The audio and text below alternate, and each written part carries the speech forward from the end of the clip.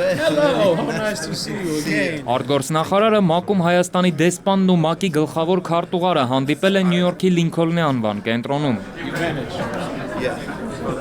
Էդվարդ Նալբանդյանը բացել է ՄԱԿ-ին Հայաստանի անդամակցության 25-ամյակի միջոցառումները։ Արտգործնախարարը նշել է, որ Հայաստանն առաջնորդվում է ՄԱԿ-ի կանոններով, որոնք կոչ են անում միավորվել միջազգային խաղաղությունը պահպանելու, պետությունների միջև բարիդրացիական կապերը զարգացնելու համար, հիմնված իրավահավասարության և ինքնորոշման իրավունքի հարգման վրա։ Այս հանձնառությունների ամբողջական և անշեղ իրագործումը բոլոր պետությունների պարտավորությունն է, որը նրանք ստանձնել են ՄԱԿ-ի իրենց անդամակցությամբ։ Հայաստանը լիակատար հավատարիմ է այս հանձնառություններին, ներառյալ Լեռնային Ղարաբաղի հակամարտության բացառապես խաղաղ կարգավորման հարցում։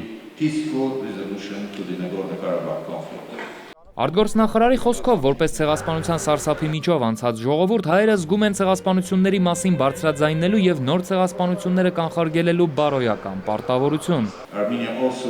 Հայաստանը նաև իր նպաստն է բերում համաշխարհային խաղաղությանը ուղղակի ճանապարհով, մասնակցելով մի շարք խաղաղապահ առաքելություններին Աֆղանստանում, Իրաքում, Կոսովոյում, Լիբանանում, Մալիում։ Էդվարդ Նալբանդյանը նշել է, որ Հայաստանը Սիրիայից մոտ 22,000 փախստական է ընդունել բնակչության հարաբերակցությամբ, Եվրոպայում դառնալով Սիրիայից ամենաշատ փախստական ընդունած երրորդ երկիրը։